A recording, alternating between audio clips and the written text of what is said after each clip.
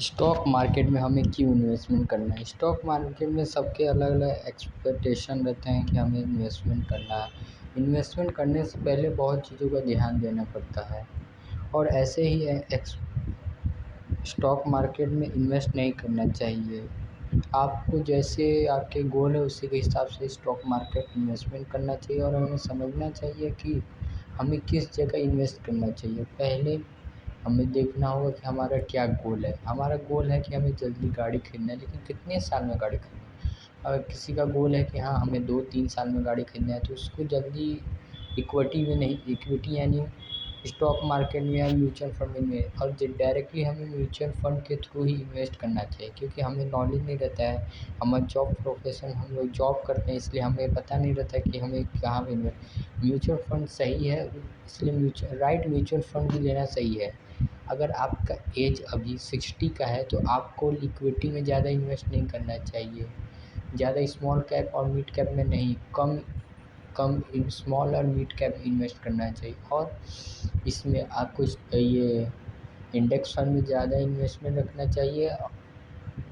आपके एज के अकॉर्डिंग एक रहता है फॉर्मूला जिसे कहते हैं 100 माइनस बाई योर एज। अगर मान लीजिए आपका एज 60 है तो 100 से माइनस में 40, मतलब 40% आप इसमें इक्विटी में रखेंगे और 60% डेट में रखेंगे। डेट म्यूचुअल बॉन्ड हो गया, गोल्ड हो गया, एफडी हो गया, रियल इस्टेट हो गया, इसमें आप इन्वेस्ट कर सकते हैं।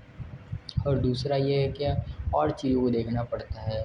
जैसे आप यंग हैं, आपका एज 25 है तो 100 माइनस 25 75% आप इन्वेस्ट कर सकते हैं स्टॉक मार्केट, इक्विटी मार्केट में। और इक्विटी मार्केट को जानने के लिए और समझने के लिए हमें लाइक और सब्सक्राइब और फॉलो ज़रूर करिए फाइनेंस क्रॉल को।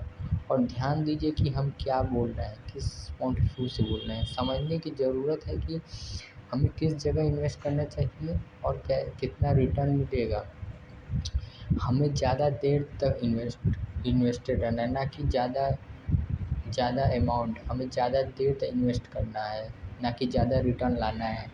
अगर हम 10,000 रुपये इन्वेस्ट करेंगे 20 सालों के लिए 12% कंपाउंड इंटरेस्ट से, तो हमारा 1 करोड़ कॉर्पस हो गया। लेकिन इसके साथ महंगाई भी बढ़ेगी और महंगाई को बीट करने के लिए आप वो 10,000 रुपये तो करेंगे ही हर महीने, उसको स्टेप अप करेंगे 10% से। 10% स्टेप अप करेंगे तो आपका इन्फ्लेशन भी एडजस्टेड रहेगा। इन्फ्लेशन के साथ उस समय आपका 2 करोड़ रहेगा।